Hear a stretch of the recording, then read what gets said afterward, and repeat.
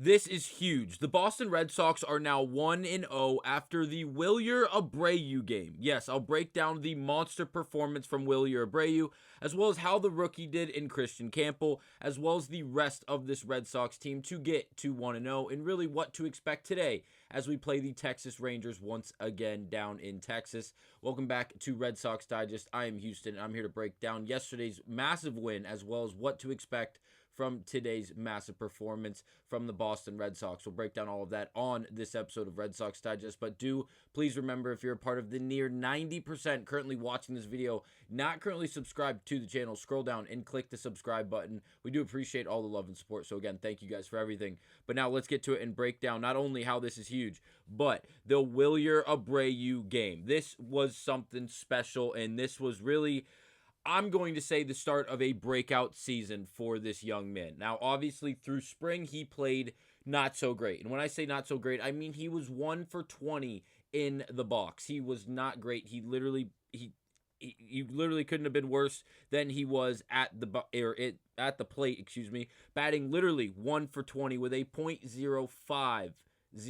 That's .50 of a batting average during spring. Now, obviously, he was dealing with the GI virus. He did lose a little bit of weight. It seemed like it took him really an extended period of time to even get back into the swing of things and hope to find a rhythm to enter opening day. We were being told before opening day and the weeks leading up to it that Wilyer Abreu was not even going to make the opening day roster due to the illness he had been dealing with that we saw really run rampant through the entirety of the MLB through spring, including players like Gunnar Henderson, Mookie Betts, Wilyer Abreu, as well as a bunch of others across the MLB. But again, the 1 for 20 start, if you will, through spring for Wilyer Abreu really did not mean much at all, as yesterday he was the leader for this Red Sox team and was one of the main reasons that they were able to get a massive victory over a very, very good team in the Texas Rangers. Now, we'll start with the lineup.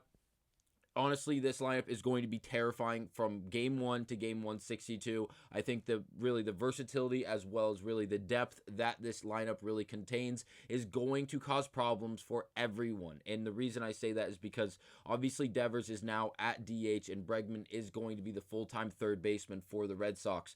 But the overall speed, as well as power and the ability to get on base for this Red Sox team is substantial. Duran was able to only get on base once yesterday via a base hit, but he was immediately able to steal a bag. Trevor Story stole a bag yesterday, which is always good to see. Ended up scoring one of the 5 runs for the Red Sox. And then Christian Campbell, the young prospect, was able to get his first hit. It came in the the top of the 9th inning, and again was able to then advance to second base via balk by the Rangers pitcher, who it wasn't Hernandez who gave up the home run, but again was able to advance to second via walk. But the standout, the leader of the day yesterday, without a doubt, was Wilyer Abreu. If you look down in the 7-hole, 3 at-bats, he scored 3 runs on 3 hits with 4 RBIs and did force a massive walk. Again, the only at-bat where he did not end up with a successful hit to reach base. He did work a massive walk. I believe it was an 8-pitch at-bat going lefty-lefty. A massive, he looked so mature. He looked so now, I won't use the word perfect, but he just looked very ready for the moment. It didn't look like he only had 20 at-bats in spring. It didn't look like he was dealing with a GI virus going into spring and trying to battle into that spring section of time where he just wanted to get some reps in, so he was ready for opening day. That did not seem like the case. He looked very ready. He looked very mature.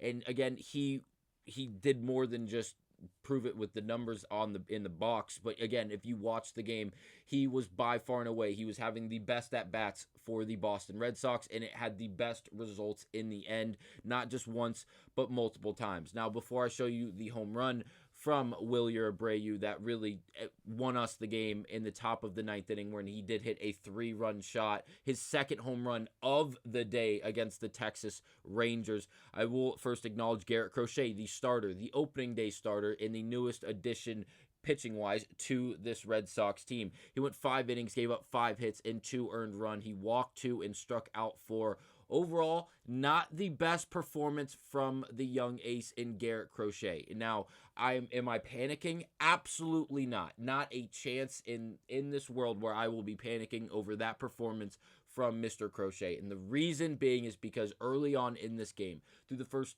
3.5, 4.5 innings, Crochet severely struggled with his command. And it wasn't just in the first inning, first 6 outs. No, it was something that was there for the first 3.5, 4.5 innings. And it was clear. And he was really working off of 2, maybe 3 pitches for the entirety of that. And again, if you go back, the cutter, the fastball, and a little bit of the sweeper or the slider, whichever you would like to address it as, were really the only things being thrown. I believe he threw his changeup 2 times in his entire 5 innings that he was on the mound. That is not an exaggeration. It might have been even once. I don't have the actual breakdown of pitches thrown. I can actually look that up by the time we bring you another video highlighting today's game against the Rangers. But again, Crochet, he looked good. He did not look great. I'm not going to stretch the truth. I'm not going to lie to you guys. He does have the capabilities and does have the opportunities to really, really excel on this Red Sox team. And I do still mean that. I still surely believe that. And the reason being is because this offense that he's going to have behind him is going to be electric and a powerhouse, to say the least. And with that, in the stuff that the command is going to come. It's opening day. He's on a brand new roster that he has to, in his mind, he most likely is assuming that he has to perform at the highest level. He needs to be in the Cy Young conversation. He needs to have this many strikeouts. There's probably a lot of added pressure onto his back because of being newly acquired, wanting to get that contract extension, and all of the different variables going into it. But again, 5 innings, 5 hits, 2 earned, 2 walks, 4 Ks, a 3.6 ERA. We're not going to jump on the ERA just yet because it is only opening day. But again, he showed a lot of upside, but again, did not have the best control over his pitches for the entirety of the 5 innings that he was on the mound. Nothing to worry too much about, but again, not the greatest performance from Crochet. The Red Sox did end up getting the win. It does not go to him, though. It goes to Aroldis Chapman, who did relieve after Garrett Whitlock, who did come in and throw 2 innings, gave up 1 hit and struck out 1. He looked good. Again, I won't think I say he looks great in this opening showing, but again, he did look very, very good. Chapman, 1 inning, 1 hit, 1 K. Again, another reliever came in the 8th inning. It was a little earlier than anticipated, but again, he had to maintain the score at where it was because, again, we were tied at 2 in the 8th. And again, he was able to send it to the 9th, where the Red Sox, obviously, and Wilyer Abreu were able to score 3 runs on his 3-run shot that we'll get to in just a second after we break down how Justin Slayton came in and closed out the game up 3 runs for the Red Sox in the bottom of the 9th inning, pitching only that 9th inning. And again, striking out only 1, not giving up a hit, not giving up a walk, or any earned runs. Overall, I really enjoyed what I saw from these 4 guys on the Boston Red Sox. Obviously, the 3 relief guys were very, very good. Crochet was good. He just didn't have all the command in the world, but I am very confident that that command will slowly but surely show up for him, and because of that, he will be right at the top of the list of when it comes to the best and most dominant pitchers in the game of baseball. Overall, a very, very, very fun game to watch. It was great to see the Red Sox and really just opening day take place. It's been a long time. It felt like forever. And again, we're watching spring, but again, like we hear over and over again, spring really doesn't matter. The second the regular season starts, you're at 0-0, and then obviously we go from game 1 to game 162, not accounting for your record in spring or any of your stats in spring. So again, it's good to see meaningful baseball being played once again. The Red Sox win 5-2 over the Texas Rangers down in Texas. And again, Chapman gets a win. It's huge. Slayton gets a save, which is awesome to see. It looks like we're going to have a lot of flexibility for the Red Sox and their bullpen, and really who's going out as the closer depending on the situation, which is always good to see. Now, last thing about Wilyer Abreu, before I play his home run clip, which I will do. Again, Chris Clegg, I hope I'm saying that right. He posted this on Twitter. Thought this was a really cool piece of information. Wilyer Abreu had 12 batted balls hit 108.7 miles per hour or harder last year. He missed a month this spring due to the GI issues. Today he posted batted balls of, quote, 108.7 miles per hour, which was a home run, 110.7 miles per hour, which was a home run, and then finally 110.8 miles per hour, which was his single.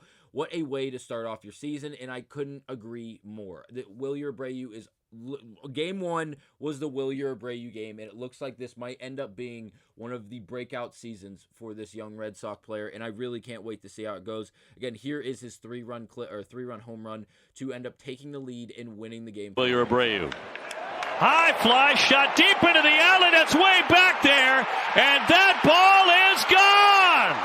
It is out of here! Abreu again, and the Red Sox. Absolutely just electric stuff. He was fired up, and again, good AB after good AB after good AB. It didn't matter if it resulted in a walk, a single, or one of the 2 home runs for Wilyer Abreu in this game. He was absolutely electric and played a great brand of baseball, as well as being good in the field as well. Can't highlight the defensive capabilities that he did highlight. And then for today, what we'll wrap up this video with, today again, in Texas, playing the Rangers once again for this second game of the 3-game series, or a 3-game series, excuse me, against the Texas Rangers. And today, I'm not going to say it gets a little easier because of who we have on the mound. We do have Tanner Houck and facing off against Jack Leiter. That should be interesting. Leiter has not really highlight or showcased the fact that he's going to look like Al Leiter, so that's a good thing in our case because it could be a little bit easier of a performance for us in the sense of offensive production could be a bit higher than yesterday despite scoring 5 runs. So look out for the Red Sox offense being able to jump on this young pitcher. Again, should be interesting. Can't wait to see what this young man brings.